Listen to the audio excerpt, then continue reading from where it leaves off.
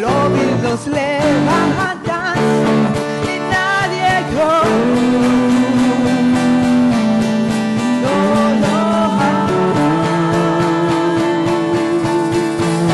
Mi Dios es grande, mi Dios es fuerte, siempre más alto que cualquier otro. Nuestro Dios sana, grande poder, nuestro Dios. Mi Dios es grande, mi Dios es fuerte, siempre más alto que cualquier otro. Nuestro Dios sana, grande poder, nuestro Dios. Mi Dios, si Dios es con nosotros, ¿quién contra nosotros? Si Dios es con nosotros, ¿quién nos podrá? Si Dios es con nosotros, ¿quién contra nosotros? Si Dios es con nosotros.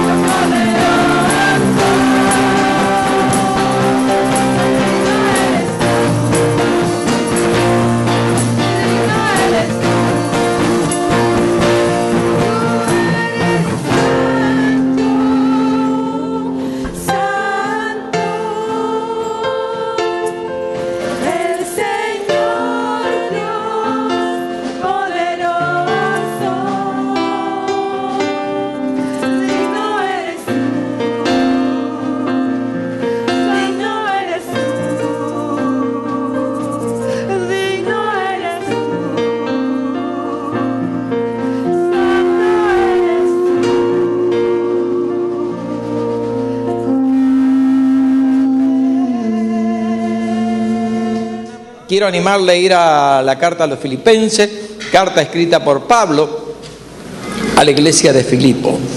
Es una carta interesante, desafiante, rica, fuertemente cristocéntrica, ¿no? Necesitamos volver nuestra mirada a Cristo. En medio de tantos mensajes que tenemos, es importante mantener la mirada en el Señor, porque solamente de Él vendrá todo lo que necesitamos usted y yo, la iglesia del Señor. Capítulo 2 de la carta de Filipenses comienza de esta manera la escritura que vamos a ver en el nombre maravilloso de nuestro Señor Jesucristo.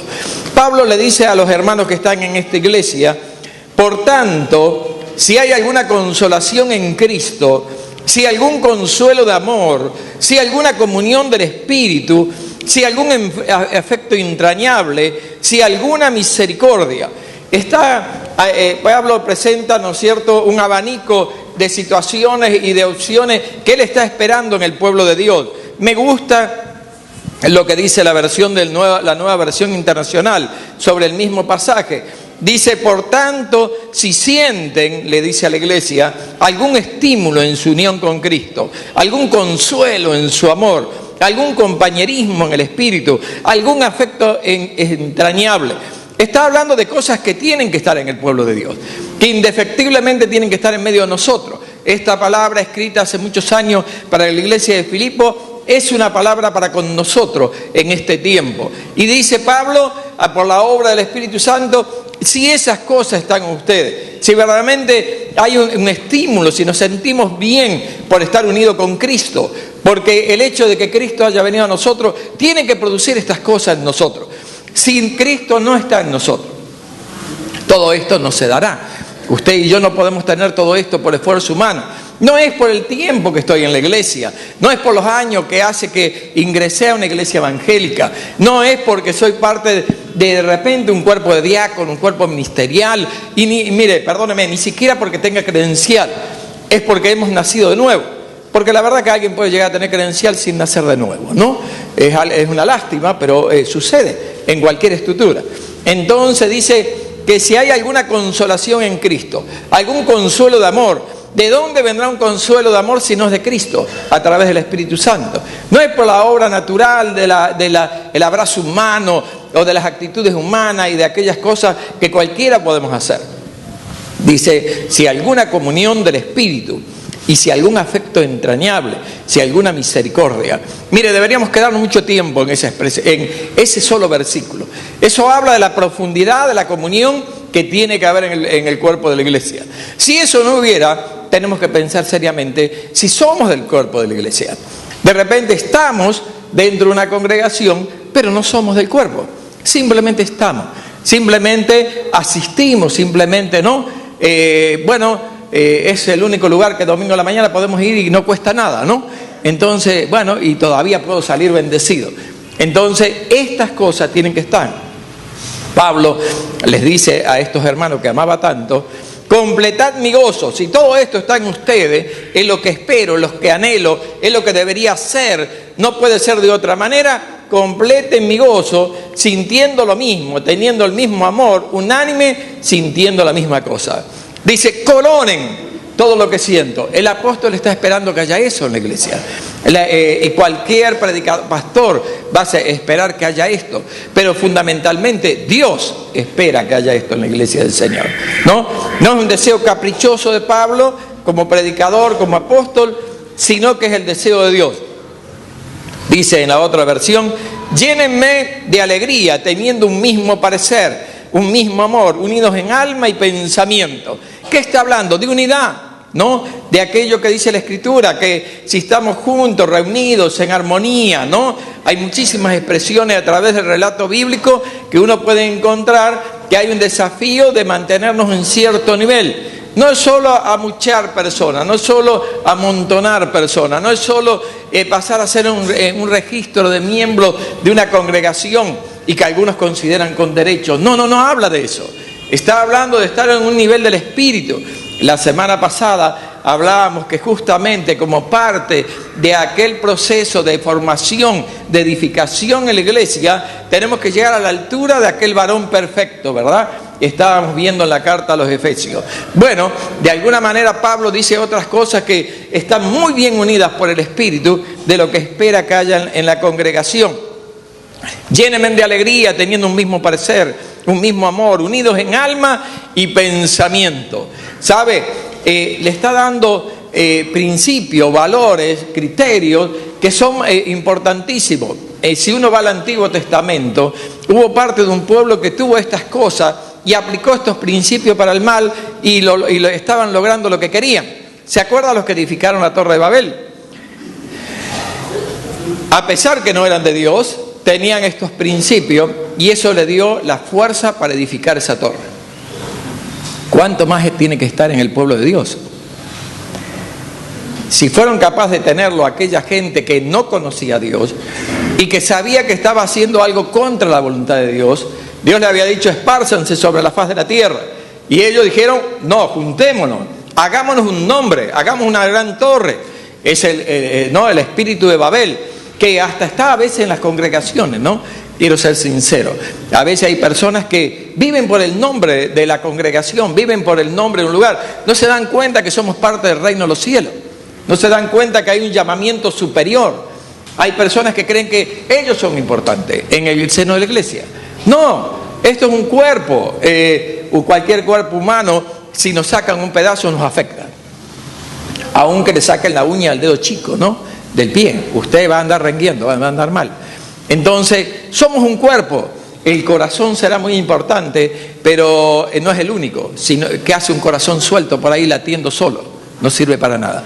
Entonces, lo que Pablo nos está diciendo, que verdaderamente en la unión de la iglesia del Señor, dice: completen mi gozo, llénenme de alegría, teniendo un mismo parecer, un mismo amor, unidos en alma y pensamiento. No hagan nada por egoísmo o vanidad, más bien con humildad consideren a los demás como superiores ¿no es cierto?, a ellos mismos. Quiere decir que ese es el criterio de evaluación en el medio del cuerpo de Cristo. Cuando uno piensa que ya tiene un nivel, que uno es mayor que tu posición, aún de repente estás en un rango de autoridad, pero cuidado, el rango de autoridad que te han dado es de servicio, ¿no? No importa dónde te hayan colocado, es un rango de servicio. Cuando hayas perdido eso, no tiene ningún sentido en el lugar que te encuentres. Así que tienes que tener mucho cuidado. Dice: no hagan nada por contienda o vanagloria, antes bien con humildad, estimando cada uno a los demás como superiores a él mismo. El espíritu del mundo no tiene nada que ver con esto, ¿no? Claro, ha cambiado tanto el mundo que aún se sorprenden los que no son cristianos, ¿no? Veía un programa que estaban evaluando y dice: en nuestra época no éramos así, ¿no? En nuestra época no estábamos tratando de ser el mejor de la clase, el mejor de aquello. Había, aquellos que tienen un poco más de medio siglo, saben que había otro espíritu en medio de las personas, aunque no eran cristianos. Si usted vivió en un pueblo pequeño, en un lugar más o menos que la gente era conocido, el criterio era que nos ayudáramos entre las personas, que había proyectos conjuntos para mejorar la comunidad, el pueblo a donde nos encontrábamos. Ha cambiado tanto que aún se sorprenden los que no son cristianos. Y está bien que ahí afuera esas cosas sucedan, pero no pueden suceder en el seno de la iglesia del Señor. Y en aquel tiempo ya Pablo hablaba bien contundente, bien desafiante: no hagan nada por egoísmo o vanidad, más bien con humildad considerad a los demás como superiores a ustedes mismos. Cuando uno cree que tiene una posición, bueno, de repente conozco más que el otro, de repente tengo más credencial, de repente tengo más años, quiero decirle que todo eso no tiene valor en la presencia del Señor. Como lo hemos dicho tantas veces, si tienes muchos años en el reino de los cielos, si tienes mucho estudio bíblico, mucho cartón, si tienes mucha credencial, tienes más problema con el Señor, porque el Señor te demandará en función a eso.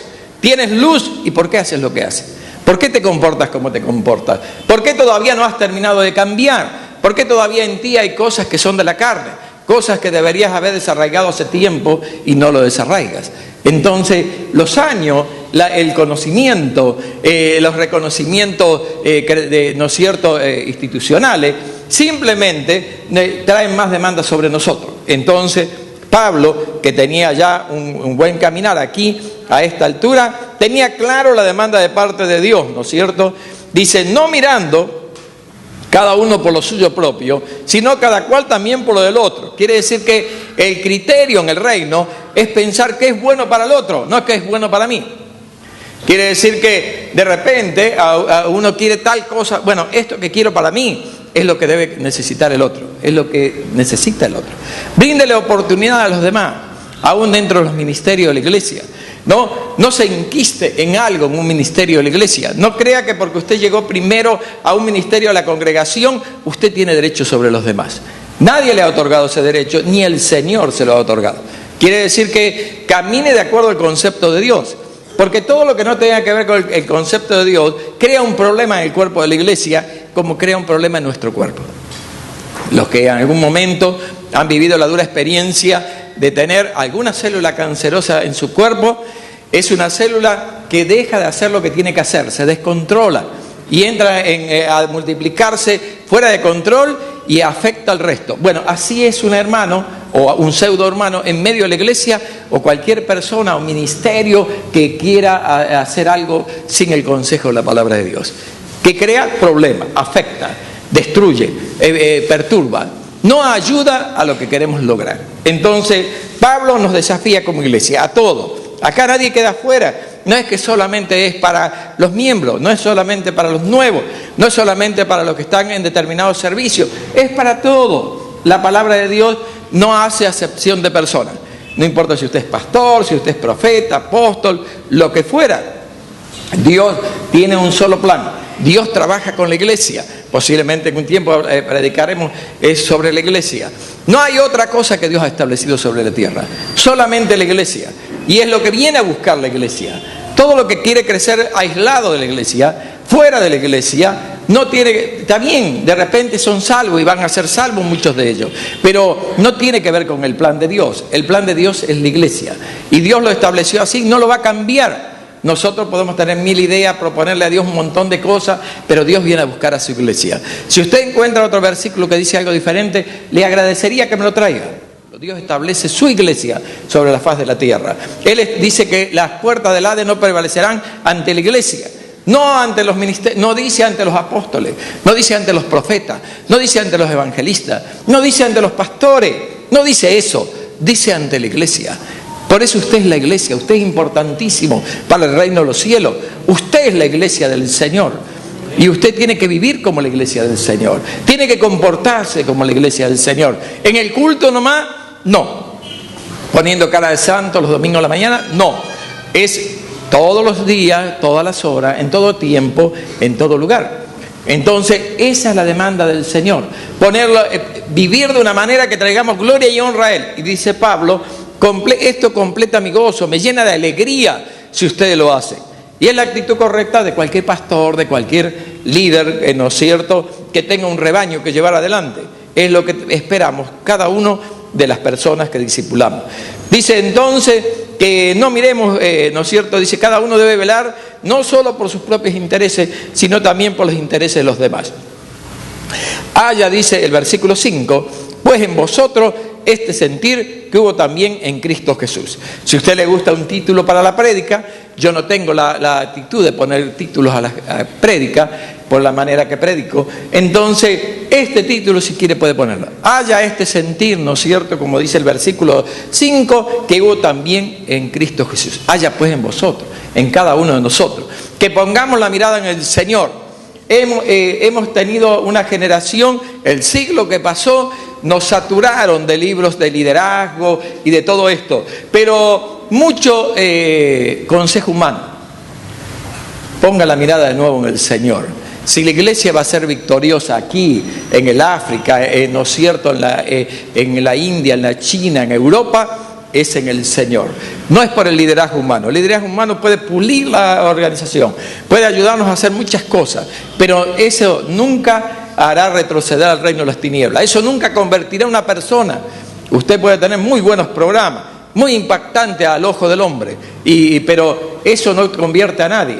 Todavía la gente se convierte por la predicación, de la locura de la predicación, no de la cruz. No hay otro sistema. Si usted usa otro sistema, seguramente le convencerá, seguramente le agradará, pero no convierte a las personas. Las personas todavía se convierten reconociendo que son pecadores y deben recibir al Señor como su Salvador. Amén. Muy bien, si quiere darle... En la otra versión, el mismo versículo dice: la actitud de ustedes debe ser como la de Cristo Jesús. Quiere decir que es bueno su líder.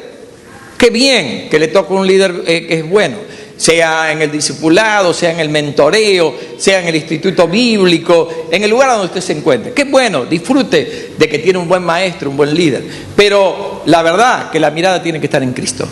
Por bueno que sea su líder y aún su pastor, nunca será comparable con Jesucristo. Por eso dice la palabra: la actitud de ustedes debe ser como la de Cristo. Haya pues en vosotros este sentir que hubo también en Cristo Jesús.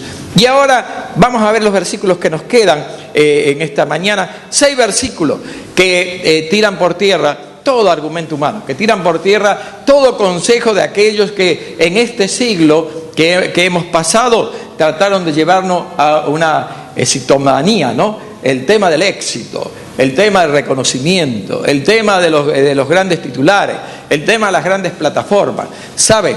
Eso no tiene nada que ver con Dios.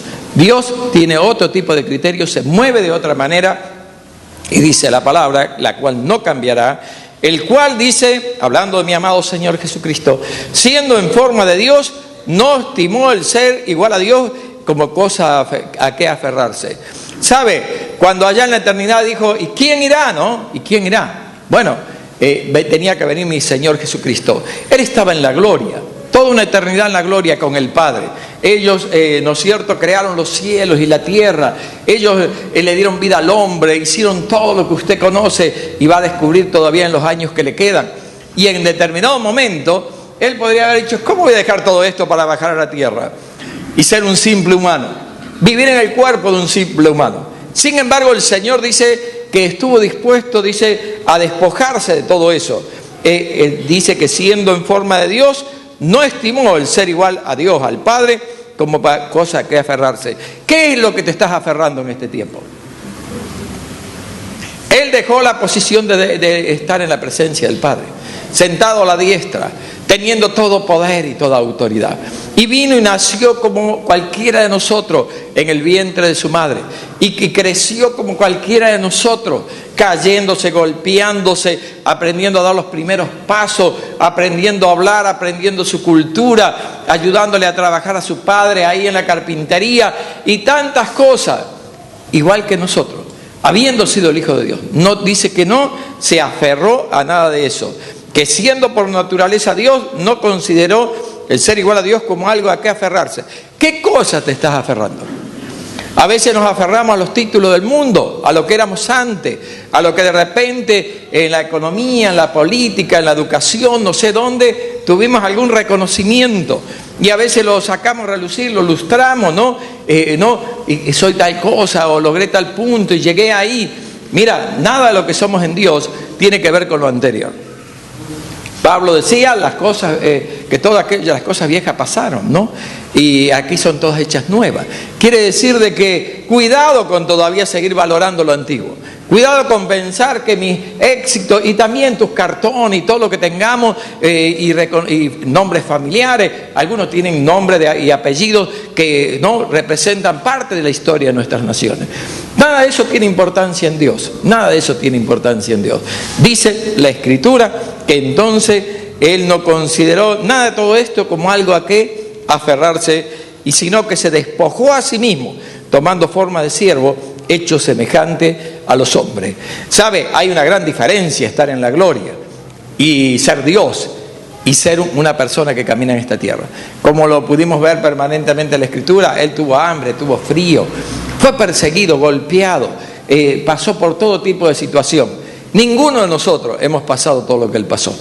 Pero Él dice que se despojó. Es como que nos sacamos, ¿no? Todo el reconocimiento. A veces las vestiduras representan, bueno, aunque el dicho dice que el hábito no hace al monje, ¿no? Entonces, pero En general, las personas, de acuerdo a cómo están vestidas y demás, representan lo que son. Y cuando uno puede verlo, cuando Juan contempla a mi amado Señor Jesucristo y lo relata en el libro de la Revelación, en Apocalipsis, ese es el Cristo de la gloria. Y sabe, Él dejó todo eso y caminó como un carpintero, caminó como uno más del pueblo hebreo. Y eso lo hizo por amor a ti y amor a mí. ¿Qué estás dispuesto a despojarte? ¿O todavía quieres o estás en el cristianismo y estás tratando de encontrar reconocimiento? No, estás en el lugar equivocado. Si tú estás en el pueblo de Dios, nunca encontrarás el reconocimiento humano que estás buscando. No es el lugar, porque no es el lugar para que desarrollemos el reconocimiento humano. Claro, damos honra a las personas y también reconocemos si tiene alguna habilidad y demás, pero no tiene nada que ver con el criterio del mundo. No tiene esos valores, no debe tener esos valores, porque si no nos hemos equivocado. Dice que se rebajó, la otra versión, voluntariamente tomando la naturaleza de siervo, ¿no? El siervo no hace lo que quiere, no hacía lo que quiere, y hoy todavía no hace lo que quiere. Hay un montón de culturas que todavía hay siervos. Entonces nosotros vivimos en una cultura que esas cosas desaparecieron y entonces no entendemos la profundidad de lo que implica. Un siervo no tenía derecho a nada. Llegaba el Señor, tenía que atenderlo, tenía que atender a toda la gente que traía y después, si sobraba algo, comía y recién se podía dormir cuando todos se habían retirado, ¿no? Un siervo quiere decir que en la medida que más responsabilidades tenga, más responsabilidad de servicio tiene. Y aún desde el primer día hay un llamamiento al servicio. Eso veíamos el otro día, ¿no es cierto?, en la prédica, de que también tenemos un desafío desde el primer día. Dios tiene oportunidades para que tú y yo sirvamos. Ah, no, hasta que no me pare en la plataforma. Quiero decirle que si Dios lo llama a muchos lados del mundo, no existe la plataforma. A lo que tienen plataformitis, ¿no? Es una deformación, ¿no? Un exceso de algo. Bueno, le quiero decir que la Iglesia del Señor nunca tuvo plataforma. Busquen en el relato bíblico a dónde existía ese criterio de la plataforma. Es un mal necesario de esta época, en medio de una estructura que tenemos en este tiempo. No está mal, pero usted va a ir al grueso de los países del mundo, esto no existe. No existe que estamos todos acá arriba y demás.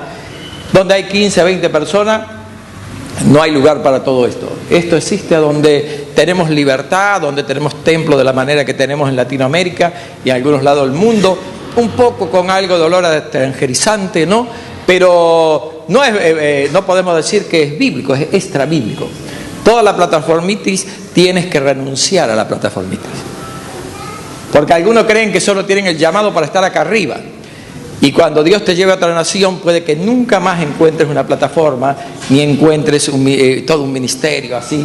Vas a predicar la palabra como predicaba Pablo, ¿no? Es lo que hace Charito, es lo que hace, no tantos de los que están en el campo, en lugares con esa realidad. No, todo esto no existe. Que usted llegue, que la gente lo acomode, ¿no? Qué bueno mientras podemos hacer todo eso. Es algo que queremos atenderlo en dignidad. Pero en el grueso del mundo no lo atenderán así, ¿no? Se sentará en el piso, no habrá banca, ¿no? No habrá aire acondicionado, no tendrá PowerPoint, ¿no?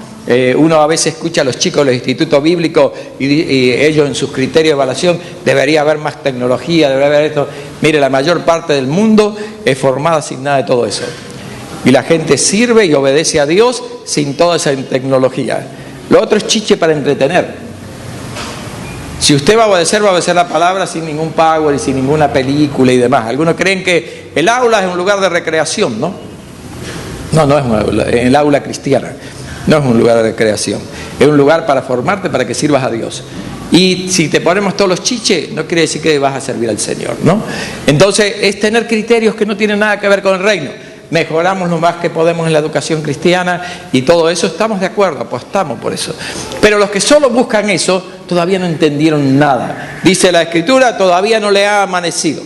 Me quiero seguir ciñendo al texto en esta mañana. Entonces, y dice que haya pues este sentir que hubo también en Cristo Jesús, el cual siendo en forma de Dios, no estimó a ser igual que Dios como cosa a que aferrarse. Se despojó a sí mismo, tomando forma de siervo, hecho semejante a los hombres. Y estando en la condición de hombre, dice la Escritura, se humilló a sí mismo, haciéndose obediente hasta la muerte y muerte de cruz. ¿A ustedes le han pedido que se muera siendo, ¿no?, de imagen, seguridad, de cuerpo de diácono? No. En la alabanza, la adoración, no. Quiere decir que hay un límite todavía más allá. Y cuando uno mira la realidad de los países islámicos y demás, sabe que ellos se convierten sabiendo que implica muerte, ¿no? Ellos, este versículo para ellos es literal. Para nosotros solamente es una figura. Para nosotros solo es un recuerdo de lo que hizo nuestro Señor Jesucristo. Cuando usted habla con los que viven en ese tipo de naciones y en muchas otras naciones, todavía en México se mata por la fe y en un montón de países tenemos este tipo de situaciones. Algo que también existía acá hace no muchos años atrás, en los 80. Entonces, se convierten sabiendo que el precio puede llegar hasta la muerte. Pero hoy el precio es que de repente tenga que servir 2 horas en el culto. 2 horas servir en el culto. Tengo que ensayar para hacer esto. Me tengo que poner corbata para servir, ¿no? Parece todo un sacrificio. O me tengo que poner falda a las mujeres, ¿no? Eso parece que es la ofrenda, ¿no? Te quiero decir que todavía el modelo del Señor sigue siendo mucho más alto. No necesariamente todos vamos a morir en una hoguera, ¿no?, clavado en un madero como hacían en la época del Imperio Romano, y le tiraban brea y le prendían fuego. Pero todavía hay precio por pagar. El perdón de Dios es gratis, es por pura misericordia. Pero luego hay un camino. Y si no tienes un camino de renunciamiento, no estás en el camino correcto. Cosas tendremos que dejar, todos dejamos cosas, todos tenemos que pagar el precio de dejar cosas y enfrentar el hecho de que somos cristianos. Muchos ni se animan a llevar una Biblia en su mano y venir con la Biblia a la iglesia, porque si lo ven con la Biblia, ¿qué dirán? Llevar la Biblia a la facultad o demás para después venir al culto, no, ese es el quemo, ¿no? ¿Y cuándo pensás que vas a afectar a alguien de esa manera? Nunca afectarás a nadie. Serás ahí el eterno desconocido en medio de ellos. Te las ingenia para ser como ellos. Pero ser cristiano tiene un precio, hermano. Yo sé que hay otra prédica, yo sé que hay otro mensaje en esta generación, pero yo no puedo predicar lo que la Biblia no dice, ¿sabe? Yo no le puedo ofrecer a usted lo que la Biblia no le ofrece. Porque si yo le ofrezco a usted lo que la Biblia no ofrece, usted se va a sentir defraudado con Dios. Y la verdad que algunos pagarán otro tipo de precio. Y de repente nos toca a cualquiera de nosotros. Dice que entonces él fue capaz, del versículo 7, si no cerró su Biblia o apagó su iPod, no sé, ahí toda la tecnología, ¿no? Dice que se manifestó, al manifestarse como hombre, se humilló a sí mismo y se hizo obediente hasta la muerte. Él sabía cuando dijo en la eternidad, heme aquí, que no había otra manera. En el pueblo, en toda la relación del pueblo de Israel con Dios, implicaba siempre un sacrificio. Siempre había un cordero. Usted lo puede encontrar allá en Génesis. Después de Génesis 3:15, que el hombre cae, Dios sacrifica un animal para poder cubrir, ¿no es cierto?, a aquel hombre y a aquella mujer. Vemos el relato bíblico, siempre hubo un sacrificio. Vemos, ¿no es cierto?, llega la época de que viene el Señor Jesucristo en esta tierra y Él mismo confiesa, he aquí yo soy el Cordero Pascual, ¿no? Él sabía que venía, obediente y obediente de muerte, está hablando la palabra, ¿no es cierto? Venía para eso, venía para que tú y yo fuéramos libres. Se hizo obediente ¿hasta dónde es nuestra obediencia? ¿Somos obedientes hasta que las cosas van bien? ¿Somos obedientes hasta que tenemos todos los caprichos, los chiches, ¿no es cierto?, que queremos? Cuando de repente Dios demoró un poco en contestar algo, ¿ya no nos congregamos? No, hace una semana que oro por algo y Dios no me lo dio, ya no voy, ¿no? Cambió Dios, no es el Dios de ayer, ¿no? Ya no me da lo que quiero. Me voy porque no me saludaron bien un culto en la semana, no me llamaron para el cumpleaños, que nadie me tiene en cuenta acá, ¿no? Y de repente usted nunca llenó la planilla para que sepamos el día de su cumpleaños. ¿Qué quiere que le haga?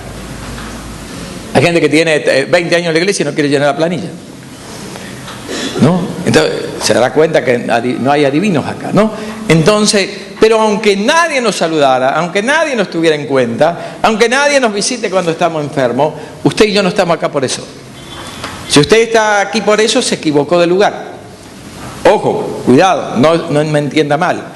Queremos que lo visite, para eso están todos los ministerios que tiene la iglesia, tienen la responsabilidad de visitarle, de ubicarlo. Claro, si nos avisa que está mal, si no nos avisa tampoco podemos saber. Pero no estamos en el reino de los cielos para ser, ¿no es cierto?, palmeado, para ser permanentemente aprobado. No estamos acá para eso. Si uno está así en cualquier congregación sobre la tierra, se equivocó de lugar. Usted tiene que volver a replantear su posición en el Señor. Usted está porque el Señor tuvo misericordia de usted y de mí. Él perdonó nuestras rebeliones, nuestros delitos, nuestro pecado. Acá cuando dice que se humilló, y se humilló hasta la, ¿no es cierto?, en obediencia, hasta una obediencia de muerte de cruz, es para que tus rebeliones y mis rebeliones sean perdonadas. Si eso, dele palmas al Señor.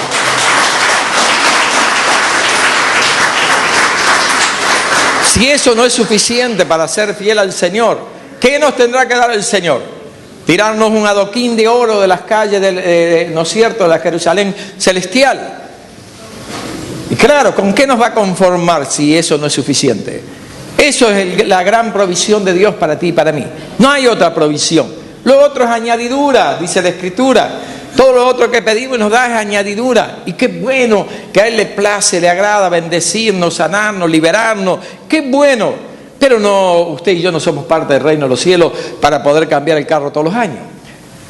Ni para, ¿no es cierto?, tener lo mejor que está en el mall. No estamos para eso. Y claro, en su gran misericordia todavía nos da un montón de añadidura. Pero si en algún momento nos lo diera, o estás en una zona, en un lugar, te toca vivir una experiencia que eso no existe, bueno, Él sigue siendo Dios. Es bueno recorrer el interior del país y encontrar amados hermanos que viven en lugares sumamente carenciados, que no tienen ni siquiera la 10ª parte de lo que nosotros tenemos acá en la costa, que posiblemente morirán sin conocer lo que es una tablet, ¿no? Lo más cercano es una tableta de chocolate que tienen, ¿no? No tienen nada de todo eso, no conocen nada de la tecnología y trabajan de sol a sol. Lo dan todo para alimentar a sus hijos y para poderle dar un futuro a sus hijos. Pero son fieles al Señor. Nunca tendrán toda esta tecnología que tenemos en el templo. Usted lo ve con su panderetita, ¿no?, hecha con tapita de gaseosa y todas cosas así muy rudimentarias. Pero adoran al Señor de corazón. Y la gloria del Señor está ahí. Y eso es lo que Dios quiere de nosotros. Si tú estás limitado de que el día que no hay luz y no tenemos todo esto, no, el culto fue un fiasco, todavía no has aprendido a tener comunión con Dios. Tú vienes a ver un espectáculo a la iglesia y el espectáculo un día se termina. Así que si verdaderamente quieres caminar con el Señor, hay un camino diferente. Y dice justamente el versículo 5, haya pues en vosotros este sentir que hubo también en Cristo Jesús. Estábamos en el versículo 8, decía que mi amado Señor, en esa condición de hombre, se humilla a sí mismo. Él toma la decisión, porque Él dice, nadie me quita la vida, yo la coloco. No es que la fuerza del Imperio Romano, no es que estos sacerdotes del Sanedrín, no. Él sabía que era el camino. Si no, Él hubiera llamado una legión de ángeles y lo hacían papilla a todos los demás. Pero Él no hizo nada de todo eso. Todavía terminó diciendo, Padre, perdónalo, estos no saben lo que están haciendo, ¿no? La actitud del Señor. Pero a veces algunos, porque no le dieron el lugar, no lo dejaron ingresar a una silla, hay que llamarlo por teléfono, tenemos que dedicarle 2 horas de consejería, ¿no? Se sienten no sé qué, ¿no? Para saber qué pasó con ellos, ¿no? Entonces, esa no es la vida cristiana. Usted tiene que entender que la vida cristiana es diferente. Sigue diciendo la Escritura, nos quedan muy pocos versículos y muy poco tiempo. Dice de esta manera, que a causa de todo esto, dice la Escritura, por lo cual, que es exactamente lo mismo, Dios también le exaltó hasta lo sumo y le dio un nombre que es sobre todo nombre. Quiere decir que después de esto, ¿no es cierto?, Dios le exalta y lo pone, le da un nombre sobre todo nombre. Él, siendo el Hijo de Dios, pasó por ese camino. Dios no tiene problema en honrarte a ti. A nadie. Dios puede honrar, y uno lo ve a través del relato bíblico. Vemos gente honrada como Abraham, honrada por Dios. Vemos gente honrada, ¿no es cierto?, como Noé. vemos gente honrada, que Dios lo honró, no que eran honrados ellos, sino que Dios honró, ¿no es cierto?, a David, y Dios honró a Salomón. No eran perfectos, pero llegado el tiempo le permitió David ahí, ¿no es cierto?, extender el reino hasta lugares impensables antes, el primer, ¿no es cierto?, porque David fue elegido de acuerdo al corazón de Dios, el que le antecedió, para nada. Ese fue el capricho del pueblo de Dios, ¿no? El pueblo quiso tener un rey como los demás. Ellos podrían tener teocracia hoy todavía, para que usted aprenda. Ellos podrían todavía, el pueblo de Israel, tener teocracia hoy. Pero ellos dijeron, queremos ser como los pueblos vecinos. Nosotros queremos tener un rey, ¿no? Y no salió muy bien la cosa. Tenemos que glorificar, el que tenemos que exaltar, el único digno es a Jesucristo. Gracias que está terminando la generación de los grandes nombres. Estamos en una época de cambio en el pueblo de Dios. Ya no, difícilmente surjan los grandes nombres como surgieron en la generación anterior. Fue una estrategia de Dios para ese momento. Pero la estrategia de Dios actual y eterna de Dios es usarte a ti, a toda la iglesia. Porque podemos tener 100 grandes predicadores en el mundo de gran renombre, pero con eso nunca terminaremos de predicar el Evangelio. Pero si se levanta la iglesia del Señor, sí terminaremos la tarea. No es lo mismo tener un solo predicador en esta mañana que los 1000 miembros de la iglesia salgan y prediquen hoy todos en la ciudad. Produciremos otro impacto. ¿Se imagina predicar los 7 días que tenemos por delante? Todos salgamos a impactar la ciudad. Miren, poco tiempo impactamos Trujillo. Se acaba la tarea en Trujillo. Pero mientras dependan de un solo hombre que predica, de una sola persona, entonces pasará mucho tiempo hasta que verdaderamente el Señor nos venga a buscar.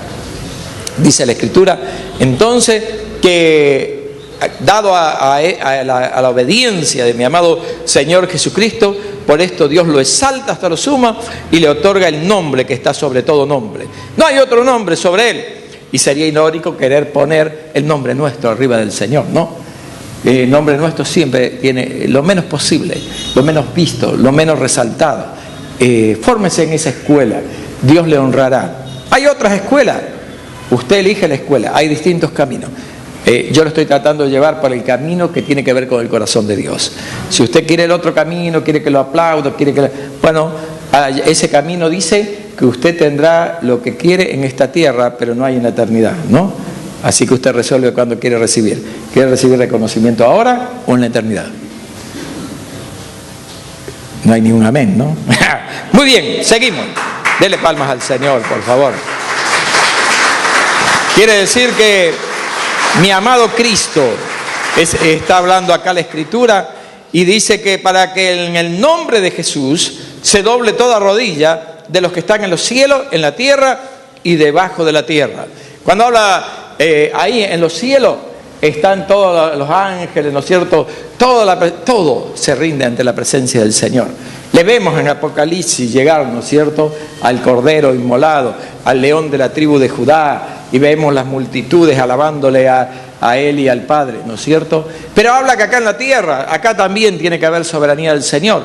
Predicábamos eso el otro día, del señorío de Cristo, y tiene que haber señorío de Cristo en medio de la iglesia, y luego será en el milenio sobre todos los que vivan en la tierra. Y dice debajo de la tierra, está hablando de los lugares a donde están, ¿no es cierto?, los que han muerto en desobediencia a Dios, a donde todavía están las almas, ¿no es cierto?, de los que murieron en desobediencia a Dios. Todo está sujeto ante la autoridad de mi amado Señor Jesucristo. Y termina diciendo, y toda lengua confiese que Jesucristo es el Señor, para la gloria de Dios Padre. Amén. Quiere decir que tú has sido creado para confesar el nombre del Señor Jesucristo, y esto trae gloria a nuestro amado Dios. Si así viviéramos, tiene mucho más, el relato tiene otro contexto anterior y posterior. Y también tiene una realidad, porque había ahí 2 hermanitas que servían al Señor, ¿no?, en esta carta, y andaban sacando chispa por ahí, ¿no? Entonces, que lo va a poder encontrar en los primeros versículos del capítulo 4. Entonces, tiene un contexto inmediato y uno remoto que no podemos tocar en esta mañana. Sería bueno que usted lea esta carta en esta semana, le dedique tiempo a leerla y se disponga. Señor, tú has hecho todo esto por amor a nosotros. Yo quiero glorificar tu nombre viviendo como tú esperas de mí. Y Dios tiene un plan para con tu vida. Es un buen plan. Él dice que tiene toda buena obra, Él tiene buenos propósitos para su pueblo. Y no hay nada mejor que ser parte del plan de Dios. Amén. ¿Quiere ponerse en pie esta mañana?